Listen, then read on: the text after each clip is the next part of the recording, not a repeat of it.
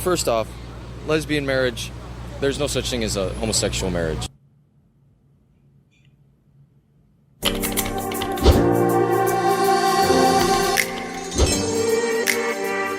Hello, welcome to the Atheist Vanguard. I'm Shane Isgrig. I'm Phoenix. I'm Derek Hawke. All right, let's go ahead and get right to the front lines with that clip. Hello, my name is Ben Esteville. I'm representing the Atheist Vanguard. We're from the ACA, or the Atheist Community of Austin. And your name, sir?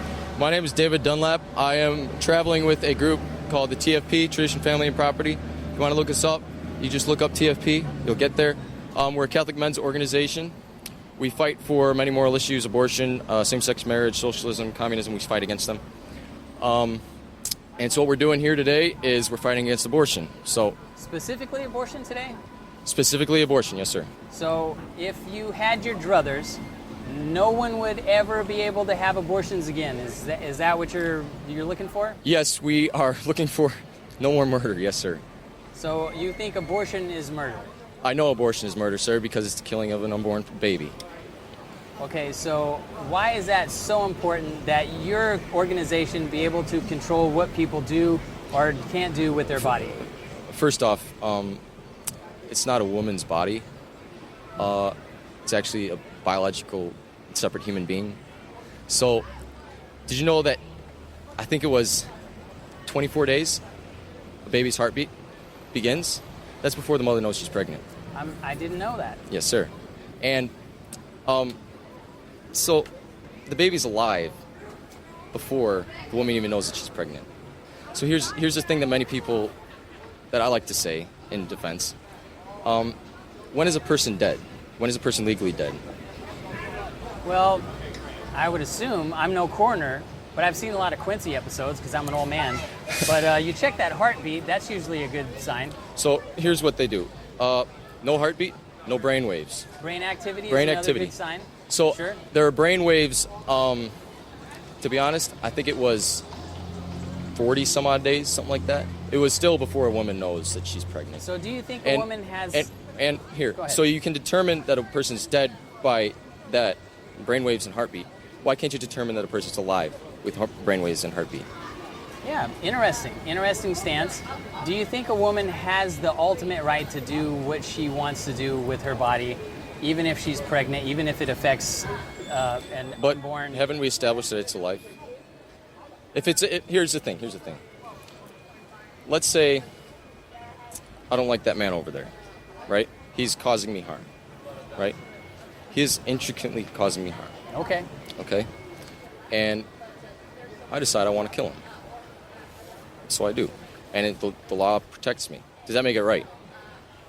If it's a self-defense case? It's not a self-defense case. If you just, as an adult human being, not a minor, go and intentionally cause the death of someone else who is also an adult human being, not a minor, yeah, the law is pretty clear. That's probably not going to end well for you. Okay, and then, so what if I go over there and kill a child?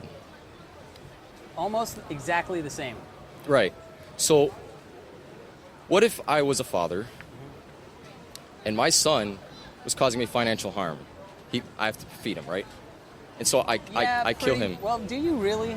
Yeah, let's go ahead and say you do. Okay. Kids got to eat. Kids got to eat. Yeah. And so he's causing me financial harm. So I kill him. If theoretically, I mean, so there aren't really any cases where a father cannot provide for his children. Let's just be clear. I was joking a little bit. Of course, kids eat a lot. That was the joke. Kids eat a lot. They are always trying to eat. I know I eat a lot. Yeah. So for specifically financial reasons, you. Well, no. Let me finish with my analogy. Okay.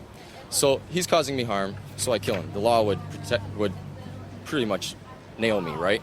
Sure. They would not like that, right? Yeah. Because that's the basic part of a human being, is you don't kill an innocent life, right?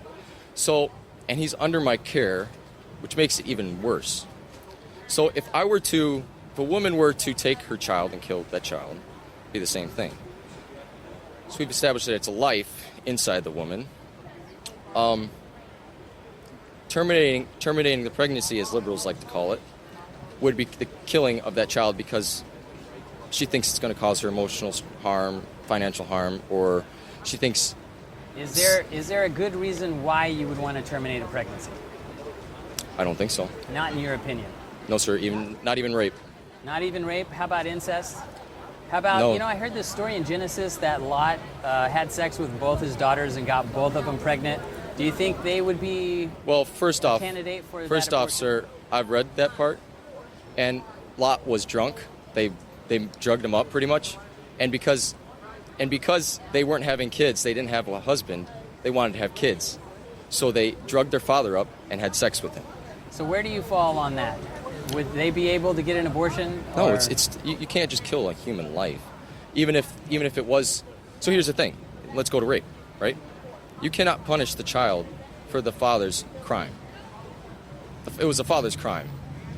You punish the father for the father's crime. So you would force a woman to carry that child to term, have that baby, and then after that baby was had. So then what are you saying? What becomes of that baby if in this society? So you're saying that a woman should love her child less if it was conceived in rape than if it was conceived through a healthy marriage? It's not for me to say, but I've heard that God's plan, quote unquote, is for the sanctity of marriage to be a thing, for kids to be born within wedlock, without sin, not technically not bastards, as some say. It's a very, it's not personally my beliefs. But Well, this you look at healthy marriages, right? Children grow up. I would consider it that they would grow up more healthy in a healthy marriage. and you're the person who is most likely to know exactly what that is. Yes, sir. So based on what exactly do you base that on? Like, how do you know so much about healthy families and healthy marriage? I have a couple great parents. I have great parents. Awesome. I'm lucky. I'm very lucky to grow up in a healthy household, and that's usually why a person grows up to be respectable. Is because they come from a healthy family. It helps. But some, albeit some people grow up and they're extraordinary, but they did not come out of healthy marriages. But that was also from the grace of God. But healthy marriage, I believe, from what I guess from experience, would be two parents who love each other, would do anything for each other, and show that they love each other, and know that they will never let you down, and know that they're always backing you. And even if you do something wrong, they're going to say, you did something wrong, but I'm going to help you to do something right. Fix it. Sounds good. Right? Sounds like a good parent. Right?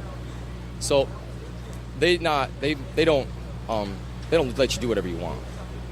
They're going to tell you what to do what's right. They're going to make you do what's right. They should guide you. They should guide you. Sure. Right.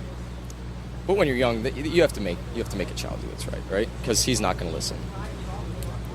I know that from experience too. Okay. How do you feel about let's say there's a married lesbian couple, one woman gets raped, and neither one of them want the child. Where do you fall on that with abortion? Should they still keep the baby, or raise it up? Yes, I would say. Raise it up. So you're not against lesbian marriage. First off, lesbian marriage, there's no such thing as a homosexual marriage. Well, in this country, marriage is a matter of law. Marriage on all throughout the world. Okay, here, a civil union. That's what it's called. It's called a civil union. In this country, marriage is a matter of law. So they've redefined a truth. We need to wrap up. We need to wrap up. We'll wrap it up, man. Okay. Thank you for the conversation, David. Yes, I hope sir. you have a great day. And Yes, sir. I hope you think about what we discussed, and I'm going to think about what we discussed. Yes, sir. And I wish we had more time Yeah. to really discuss everything that could be discussed, but I'll be here again some other time. Hopefully we'll see you. Okay. All right. Well, I'm going to go ahead and say that usually what I like to do is I like to address some of the first things they said first, some of the last things they said last. A little bit different this time. I want to start with the last thing he said about how there's no such thing as a homosexual marriage. We have evidence of that. So you don't believe in things we have evidence of, but the reality is he doesn't consider it an actual marriage. So telling somebody, your marriage is invalid. We'll call it a civil union. So to say that we'll give you some kind of label, but you can't have our label. Marriage is our label. Yeah, exactly. Marriage is apparently a religious term, and therefore, if your definition of it is not our religious definition, it's not that term. And that attitude stems from the idea that marriage is biblical. Well, marriage predates the Bible. Yeah. So they don't have a monopoly on the English language. I'm sorry. They don't. And when Ben defined marriage, he was like, oh, so they redefined the truth, which obviously what he meant was they changed the definition to make something true. No, the definition of marriage doesn't have to change for a homosexual marriage to be a valid marriage. So this is what these people do. They dehumanize their opponents. You saw this with the early Christians, with the African Americans. They did not have a soul.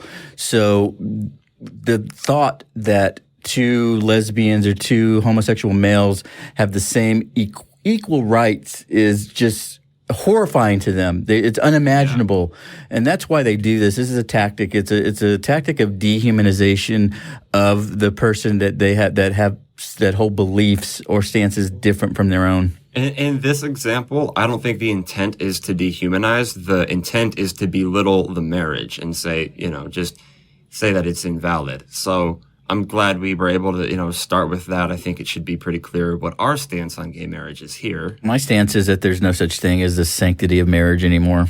Yeah, sanctity of marriage. Sanctity, is pretty much a religious term in the first place. So I'm sorry, but who messed up marriages and began with it? It's the straight couples. Yeah, I mean. So, but anyways, the marriage thing is actually a minor point. Almost everything else in this discussion. That's why I wanted to start abortion. with it, get that knocked out of the way, because obviously we have a topic that has, to say the least, some emotional baggage. There's no addressing this topic without emotion being involved. But I would like to ask anybody listening, whether you're pro-choice or pro-life, to, as much as you can, whether you agree with us or not, try to separate your logic from your emotions, because that's a big part of this conversation. And I wanted to begin by addressing something that he said at the beginning when he said, I know abortion is murder because it's the killing of an unborn baby. Obviously, I have to disagree, but for more than one reason. So my first issue is that by definition, murder is the unlawful killing of a human being by another. So not only does murder have to be unlawful, there are also plenty of examples of killing that we already wouldn't consider murder as people. You have to think if somebody kills in self-defense, that wouldn't count as murder. And then you have to take into account, is it a person? Right. Well, there's that. It's not just is it a life, but is it a person? Is it a person? But then even in the case of a person, so when I bring up self-defense, what I'm kind of getting at is that, like, when a woman doesn't consent to a pregnancy, and sex is not consent to pregnancy. Please do not give me that. Pregnancy is a risk associated with sex. People consenting to sex are not consenting to pregnancy, and that's very important to establish. So if a woman doesn't consent to the pregnancy, terminating that pregnancy, I would consider self-defense, considering the fact that she's simply not allowing her body to be used without her consent. And then, well, his excuse for that particular argument is if a man is actively causing me harm and I want to kill him and do so, and the law protects him, that makes it right. But it's not a self-defense case. It's like somebody is hurting you, right? You kill them to make them stop hurting you. And he kind of brought it back self-defense? He brought it back to financial harm. Well, that's the next part after that. But that first argument made no sense. It's like, killing a person is not self-defense. Right. I mean, you do what you got to do to make the harm stop. Right. In the case of a embryo, fetus, whatever term and whatever stage of development it happens to be in at the time, it is causing you harm. If becoming a mother is basically a contract. You are accepting to go through these changes, these effects on your body to have the child. If you do not consent to that, all those changes to you are harm, and they are Right. physical harm, societal issues that crop up with it. Correct. You end up having all the hormones that occur with going in, and all the pain that you go through, the damage to your body that happens through the birthing process. There's a lot of harm Yes. that goes into this, and what you have, there's only one way to stop it, and that's to end the pregnancy. Right. And if you're not consenting to that and you end the pregnancy, well, you then end up having the issue of, okay, this thing is not viable on its own. Right. So I wanted to clarify for anyone who doesn't know this, the intention of an abortion is not to kill the embryo or fetus. It just so happens that when denied a right to use another person's body without their consent, it doesn't survive. But when you talk about this, so not only am I cannot grant personhood to an embryo, but even if I could, I would have to say that you're not arguing for equal rights for that embryo. When you're trying to give an embryo the right to use another person's body without their consent, that's giving them more rights than born people have. And if you're going to force a woman to carry all the way through term and actually give birth to this child, regardless of her views on the matter, regardless of the situations, whether there's, whether it's rape, there's incest, there's genetic problems, it's going to be stillborn, things like that. That's already happened. And what was it, Alabama? Things along that Heartbeat. nature. Yeah. If you're going to force that on a woman and not take your bare minimum to even come close to making it, moral, ethical in any way, you better be paying and providing all the support needed for the mother and the child. Yeah, important. If you're removing her right to choose, then you should be providing everything that is a consequence of So that's a good point. That's a real good point. I want to kind of focus on that. Why do you think they are so motivated on this issue? What is the purpose? Well, I try to look at the other perspective as honestly as possible. Yeah. So I don't think that pro-lifers are people who woke up one day and just decided, you know what, I am going to restrict rights from pregnant women. I'm going to cause harm to pregnant women. I don't think that that's their intention. I think that in the mind of a pro-lifer, if you are pro-choice, you are in support of killing babies. That is what they think. Yep. And I wanted to also make a distinction between, so not only, I made the distinction between murder and killing, I also want to make a distinction between killing someone and letting someone die. It's why in almost every abortion debate, you'll hear the pro-choice side bring up whether or not they should be legally required to donate a kidney. While many people would consider you noble and respect you for donating a kidney to somebody, nobody seems to ever be in support of legally obligating you to donate a kidney in any circumstance. So if you need a kidney, I'm compatible, I can donate a kidney, and I don't donate my kidney to you, I did not kill you, I simply did not let you use my body to save your life. Right now, it's pretty much a matter of choice on the of whether or not the mother wants to keep the child. If you actually start going about whether or not the child survives the issue beyond that choice, right, that's an issue for medical science and how to actually manage to do the process while keeping it alive. That is not actually the issue. They're jumping to that end to justify their decision on the actual choice itself. Right. But they're actually separate issues that are loosely tied together. Basically, Derek, it's not the same thing. The distinction is this. So to us, we're arguing for a woman's right to choose, right? Mm-hmm. So they think we're arguing against an embryo's right to live. I'm not arguing against an embryo, fetus. I'm not arguing against its right to live. I'm arguing against it having a right to use another person's body without consent, which I will remind you is a right not granted to any born person. Now, I would like to get into his arguments about how you tell whether or not something's alive, the heartbeat, and brain waves. But before we actually get into that, I went online and found, I looked up a whole bunch of verses that are often used to support, the pro-life movement. And then I also happened to find, okay, what do they depict as a life biblically? There we go. And I found a few verses that really scream that what they're actually advocating for is not represented by what's stated in the Bible. My money says that both of us wrote down at least one of the same verses. Well, does it say that basically the fetus is or the baby is property? One of them is. Yeah. Okay. First off, life begins at the first breath. Genesis 2:7 Yep. ends up having. Knew it. Let's see here. Great minds think alike. 2:7. The Lord God formed man out of the clay of the ground and blew into his nostrils the breath of life, and so man became a living being. And by the way, I am using a New American Bible. This is the Bible that my grandmother gifted me at my Catholic confirmation in 2002. Yeah. So they're claiming to be Catholic.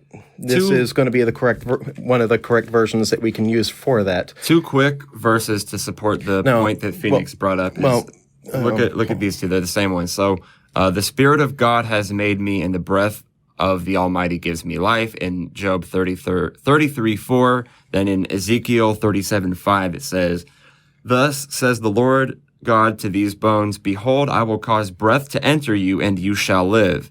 And I will, I guess everything else doesn't matter. Everything in that verse is about once you breathe, you become alive. That's what it says in the Bible. And that's not even necessarily what I'm arguing for, but that's what it says in the Bible. Then, whether or not God is pro-choice or pro-life, in Numbers 5, God seemingly commands an abortion. And it says, may this water that brings a curse enter your body so that your abdomen swells and your womb miscarries. Yeah, that's one of the verses I found as well. I always bring up a point without the Bible of, if you think about it, what kind of pro-life God designs a uterus in a way that it flushes out fertilized eggs? Well, here's the deal, is that not only do you have the life being breath being the start of life. Before that, this is one of the things I heard growing up, is that the menstrual blood would be construed as the clay that man is formed out of. Oh, really? So this is how it actually ties in with all the other verses I found on God forming them in the clay. It actually does. All the verses I found that they use as arguments don't contradict this this idea that you're still being formed in the womb, and you're not actually alive until you draw the first breath. Did you find any scripture in the law portion of the Bible? The next one I had actually was everybody's favorite chapter, Exodus 21. I've never heard of that. Go. I'm just going to cut down to 22 and 25. Okay.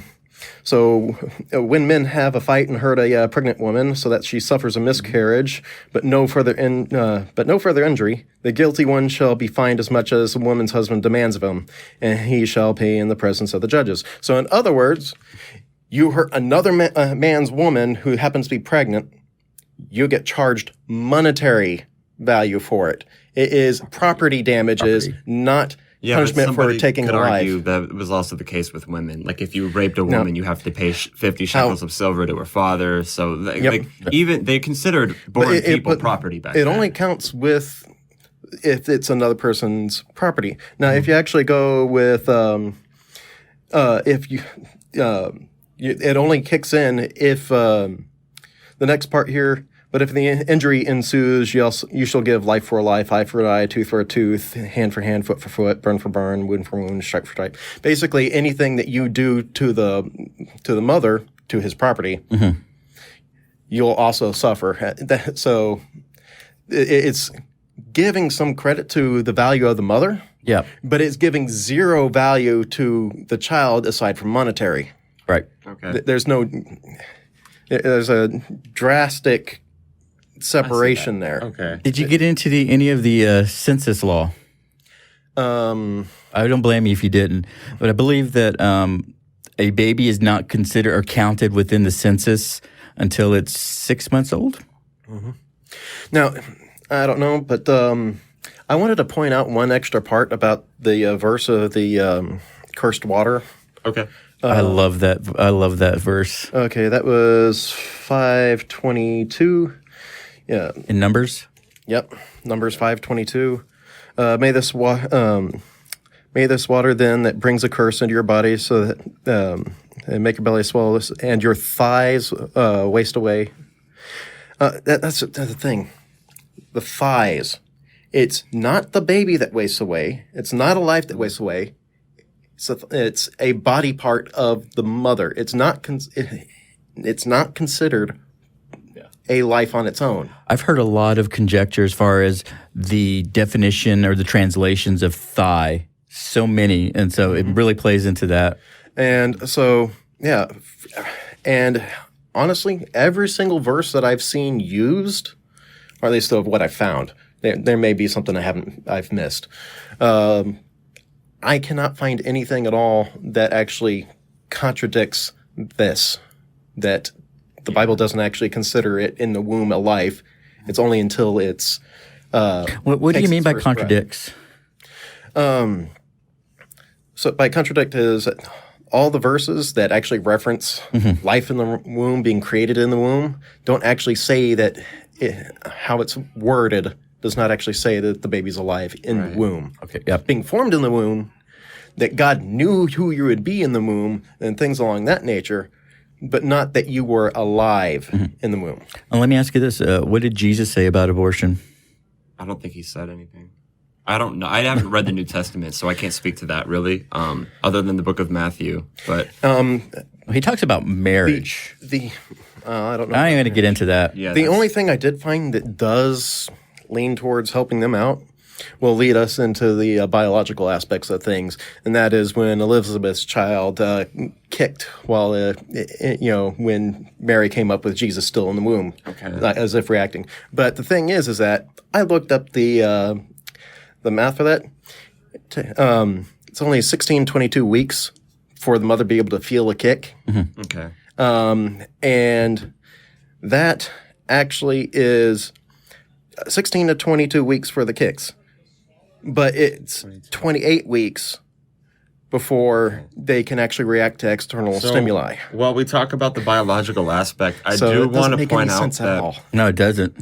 anything that I correct about the biological aspect, when heartbeat or something, any correction I make about when that begins, my stance is not dependent on that. I don't really care when the heartbeat begins. I don't necessarily care when the brain activity begins. I wouldn't say I don't care at all, but that's not what makes my stance. My position is the one of bodily autonomy. But with that being said, I can address some of the points made. And so when you look at, he said, I think it was 24 days a baby's heartbeat begins. That's before the mother even knows she's pregnant. So the argument being made is by the time she knows she's pregnant, it's already having a beating heart. The problem is when we talk about like the value of human life, we're referring to experience, not some value of a heartbeat, right? Well, and I also wanted to say, and he would probably be willing to accept this for accuracy, it's 22 days, not 24. So it's 2 days earlier than he even thought, but he was close. Doesn't matter. There's the issue of when it's considered a life, when it's considered a person, and so on and so forth. That's why this is in such a big dispute, is because aside from the autonomy of the point at all, it's just establishing when do we consider a developing baby an actual person. Correct. So why do you think this is such a hot topic of contention? Because it's ultimately you had sex and God wants to punish you. Because it's ill-defined.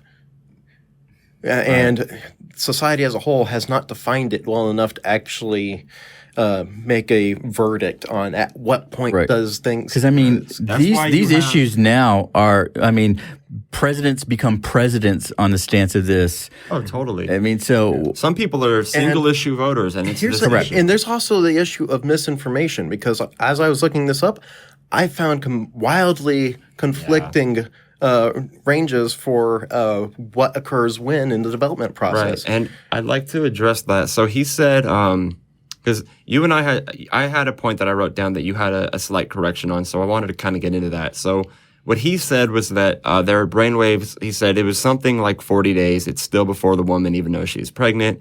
And as far as the exact number of days, like 45, so that's not far off. And he said, I think it was something like that. So he wasn't claiming he knew exactly, but he was close. So give him that. The implication, in my opinion, is that it's at this stage that experience begins. And then what I've found upon research is that, and this is what I think I need to be corrected on, is that a fetus's ability to experience pain begins at 20 weeks, which is definitely not before, or generally. That was my initial finding. And then I found another page that reveals that there's actually disputes on that, and that while they are pain receptors, the receptors are not actually connected to the brain until about 24 weeks. Right. And then the child doesn't actually react to external stimuli at all until 28 weeks. Okay. And then for you to actually be able to observe the reaction, it's at 35 weeks. That's good to know. And that information is for those who, those details are more important to. Like I said, for me, that doesn't really make a difference. It's the bodily rights. And there's arguments on where to draw the line. It's not just a single solid line. It happens to be here. It's a slow, steady process. And we can't draw a solid line, clear line anywhere. But then Ben, asked him if there's any circumstance where you think a woman should be allowed to have an abortion. And without being asked, the guy goes, "No, sir, not even rape." And I still have a few more things on the development here. On the development part, go on. Yeah, with the contradictions from sources. The first one I found was a site called Baby Center, and it says the heart begins to form at week 3 and pumps blood by week 4. But the thing is that go to the Mayo Clinic. Mayo Clinic says that the implantation into the uterine wall doesn't occur until week 4. Which means none of the developmental processes have even started to occur yet. And then week 5 is when you actually have the hormone levels change, so you can actually start, the pregnancy test will actually start working. And then at week 6, the heart starts to form, which is a full week after she would be able to know. So his argument of it occurs before she's even aware of it is not correct by doesn't today's really standards. hold weight, right? What's the name of this organization again? TFP. Tradition, Family, Property. Society for the Defense of Tradition, Family, and Property. Yeah. Property. Yes. Yep. That was everyone that I told about them. And here, I also found some interesting things on cognitive awareness. There's this, I found an article on Wired.com there was a study done by a cognitive neuroscientist. What was his name? I'm going to butcher his name. Sid Kuidier. Name doesn't really matter whatever. much. But there's a brainwave function that happens that brain functions flash in reaction to visual stimuli. They tried that with developing children and found that in a 1-year-old, they observed similar, not exactly the same, brain activity that adult would have, but at 1/3 the speed that the reaction time would be for us. And in a 5-month-old, it's even slower and it occurs, it's late to respond. And he's speculating that he might be able to observe this in a child as early as 2 months old, but this is a potential, not verified, a potential indicator that at 5 months, maybe as early as 2, that they actually have a working memory, which is the basis of actually having conscious awareness. Okay. So as far as we see here, we don't even have a verification that there's any form of mental awareness going on until a few months after birth. That's definitely important to note. Then, okay, so is that it for the biological point? Yeah, that's it for the biological stuff. Because like I said, that's really for those that matters more to than it is for us. But So I pulled up some information on our friends at the Traditional Family and Property. I got a lot on them. Good. I just wanted to list some of the petitions and some of their activity that they are promoting right now. And they want a lot of reparations. Make reparations to Our Lady for pop singer's blasphemy. Tell HBO to cancel filthy show Euphoria. Tell Hulu to stop promoting homosexual sin to our children. Why don't they just pray for that Make stuff? reparations for Pride Mass celebrating homosexual sin. Protest Cartoon Network's promotion of same-sex marriage to our Cartoon children. Networks. Wow. Cartoon Tell Network. Congress God stays in the oath. No, I Support Marcus Lemonis. Flying a large flag should not be a crime. Tell Amazon Jeff Bezos to stop bashing the priesthood. Tell PBS to stop promoting sodomy. I wonder what episode that is. All right, Tell three more. am- Tell French President Macron not to defigure Notre Dame. He didn't burn down that place. Tell Illuminidal to stop selling blasphemous candles. And last one, tell Bishop of Innsbruck to remove blasphemous crucifix from Hospital Church in Innsbruck. So these people are using their time pretty wisely. Actually, I am going to scare the crap out of you.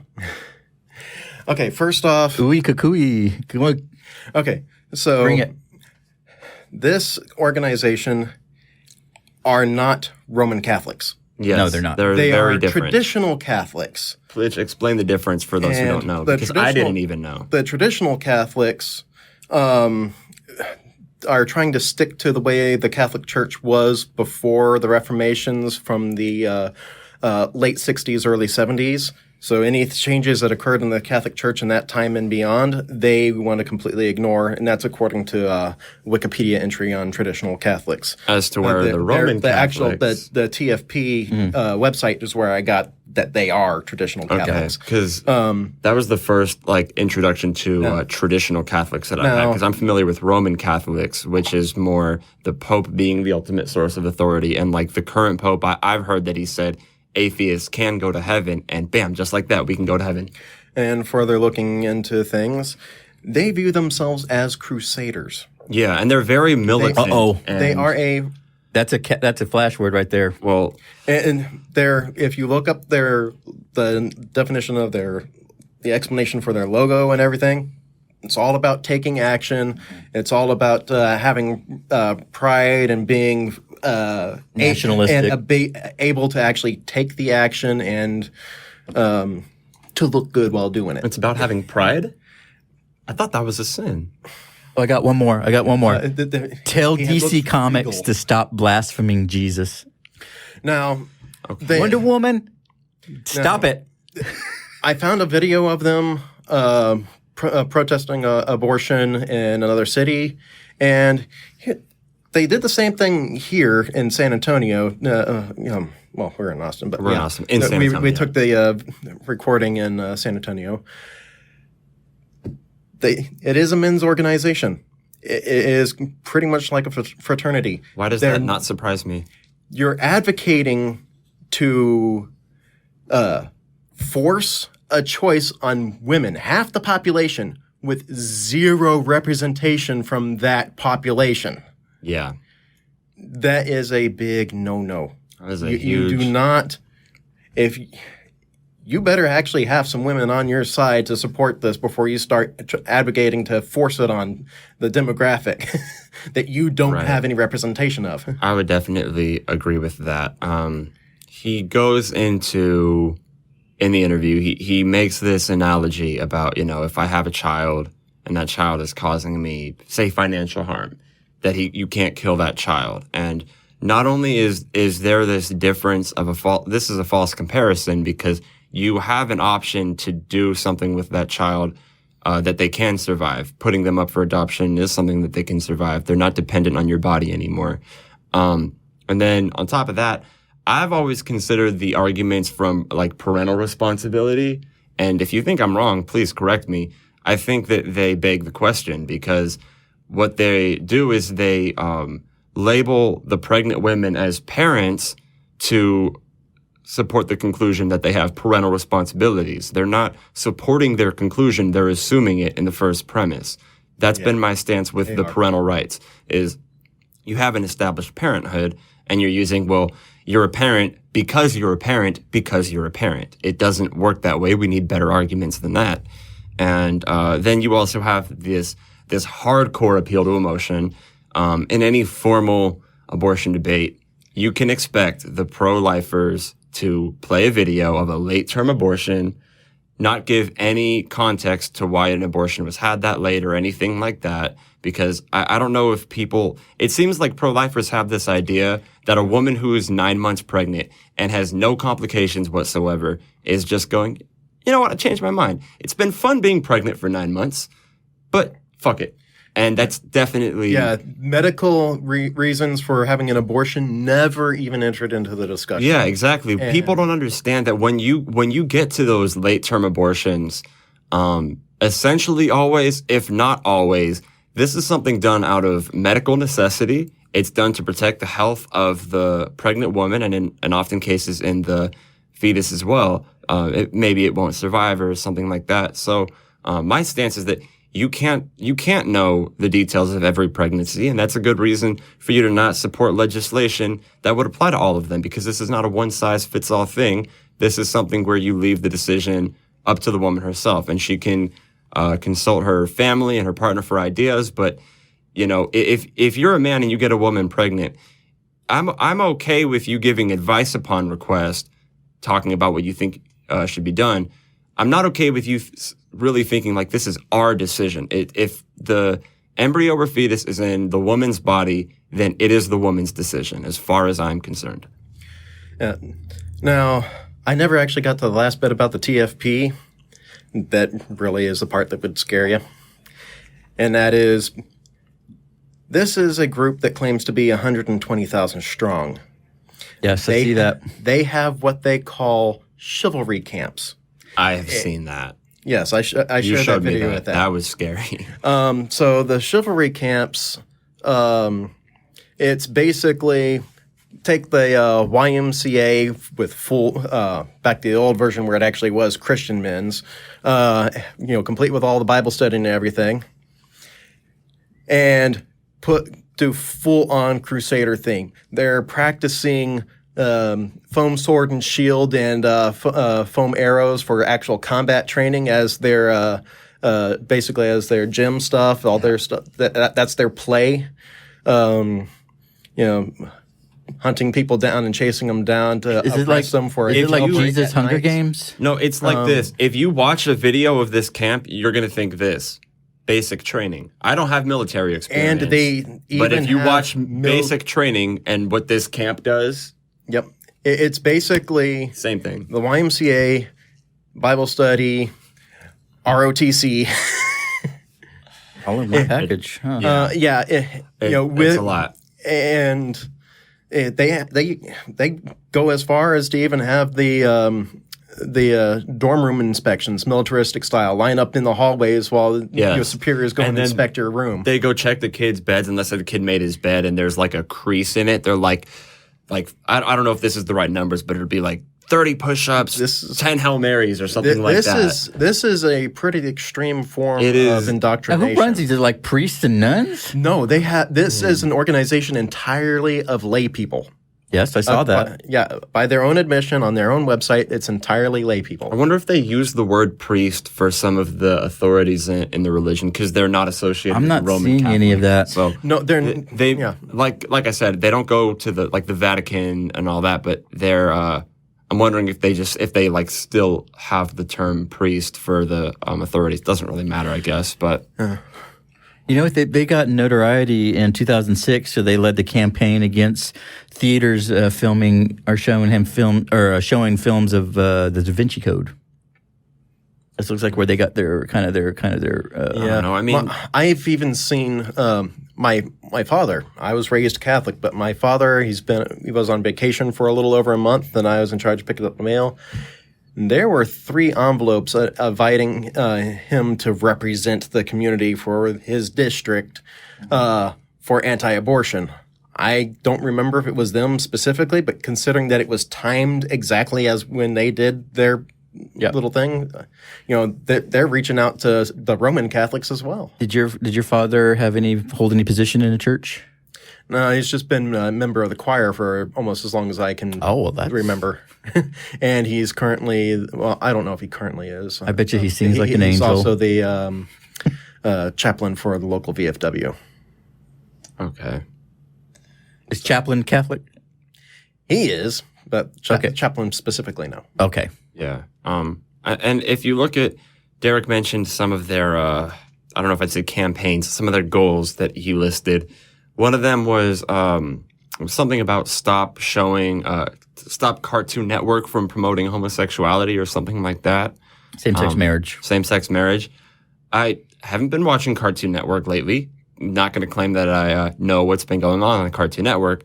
But the funny thing about religions, specifically these conservative types like the Catholic Church is, or this brand of Catholics is also very the thing is that they don't consider is that if you look at like kids movies, there are a lot of love stories and it's between a man and a woman, and they say, well, don't promote sexuality to children. Well, you don't have a problem when it's the same sexuality that you have.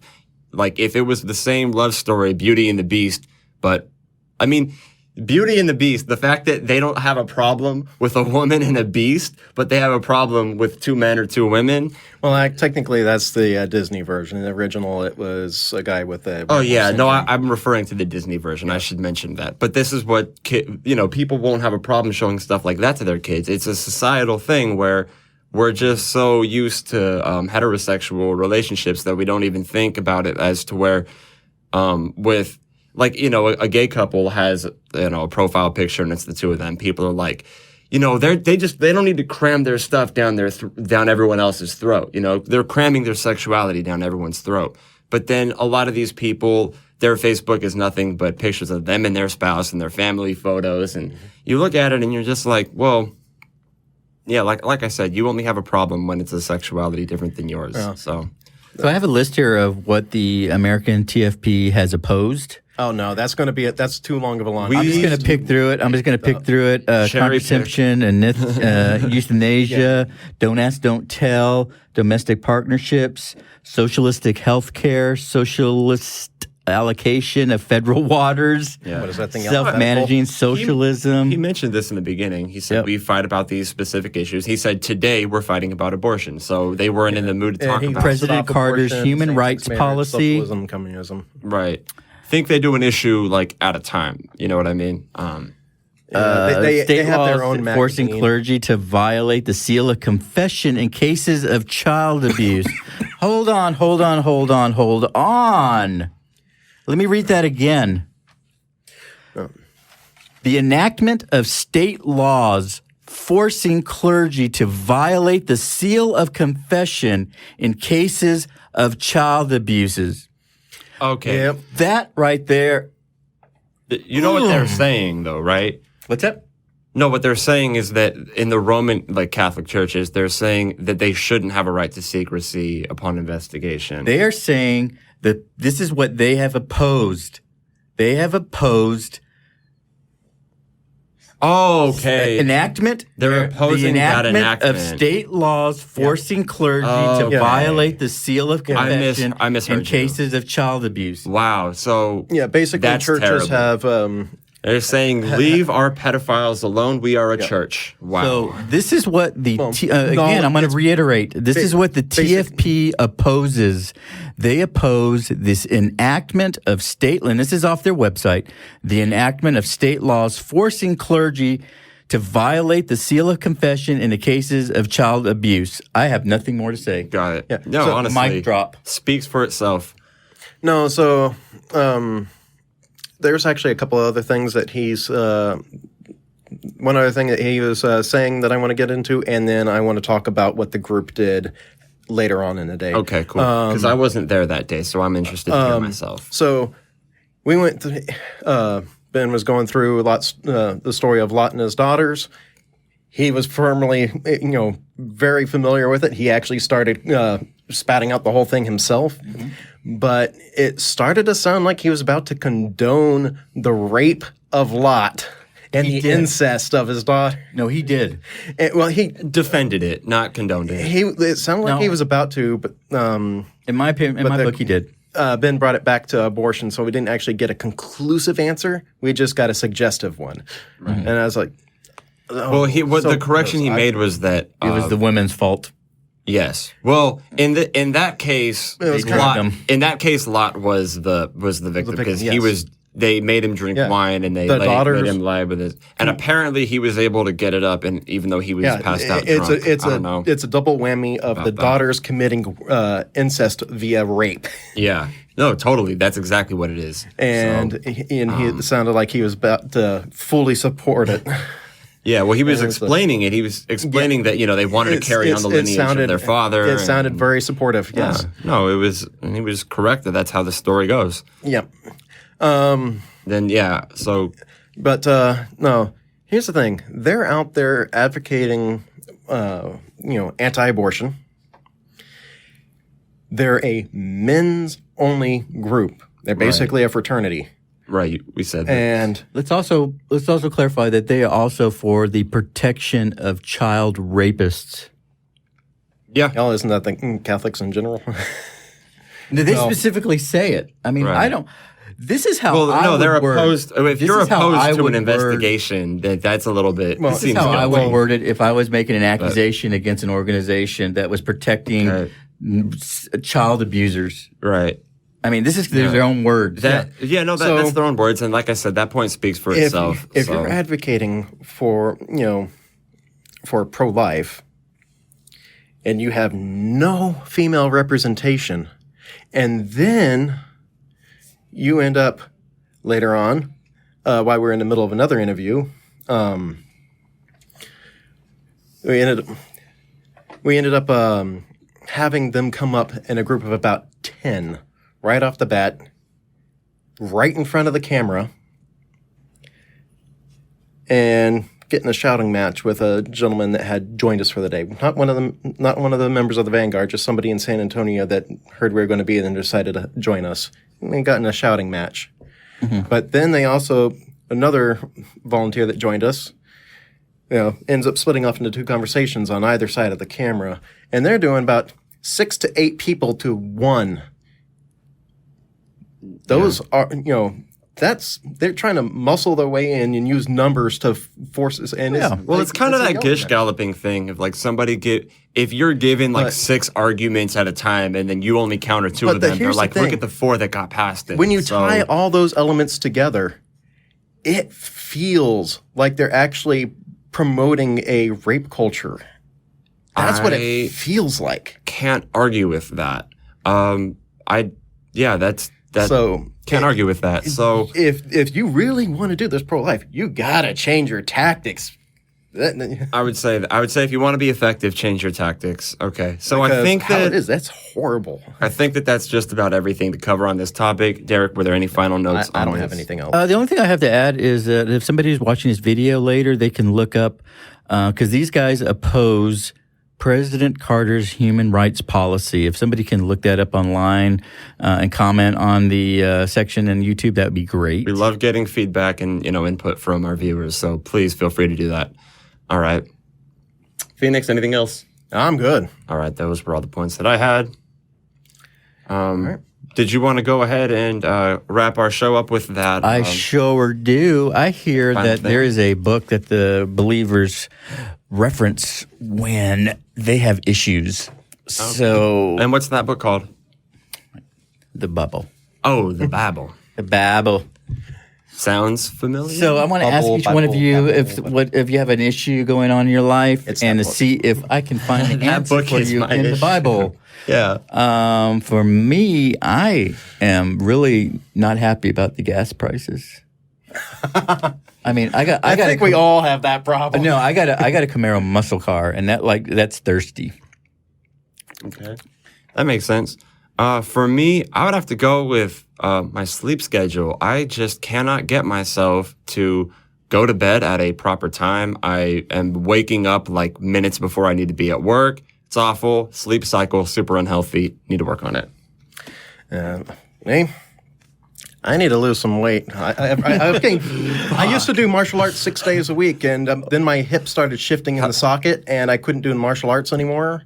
And I've gained 50 pounds since. Oh. So I hope there's something in the Bible for you. Bless your heart. Bless your heart. Okay, I'm going to open to a random page on the Bible and see what our answers are. I think I'm going to go toward the back and see if Jesus can help us out. You're going to aim for the New Testament. That's a new one. Okay. I was bad last time I did the Revelations. And yeah, you can't be looking. One verse. Yeah, I'll pick the verse. You open a page, I'll pick a verse. Oh, I got it. You got it? I got you. Some of this has to be so I'm going to do completely blind. Acts chapter 7, verse 44. Oh, did you already pick it up? I did, yeah. No. He has to pick it out, not you. You don't I look. picked it out. Our ancestors had the tent of testimony in the wilderness as God directed when he spoke to Moses, ordering him to make it according to the pattern he had seen. Could you say that one more time? Oh, Jesus Christ. Tent in the wilderness. Acts 7, verse 44. Our ancestors had a tent of testimony in the wilderness as God directed when he spoke to Moses, ordering him to make it according to the pattern he had seen. Bum, bum, bum. I'm trying here, but I think that verse is useless to me. Hate to call a verse from the good book useless. I don't see how that helps me with my issue. Well, so a pattern. You said you had a pattern sleep problem. Right. I was trying to make something out of that unhealthy sleep cycle, talking about a pattern. So Moses is saying, get your pattern right and go to bed when you're supposed to. Well, as he you know ordered. what? Thank you for telling me what I already needed. That's my question. No, the Bible answered my question with my question. That's perfect. So what was your issue? It was, Weight loss. It's just like, okay, you got a tent of testimonies, and it must be structured in the pattern prescribed. So it's like, okay, falsify testimony.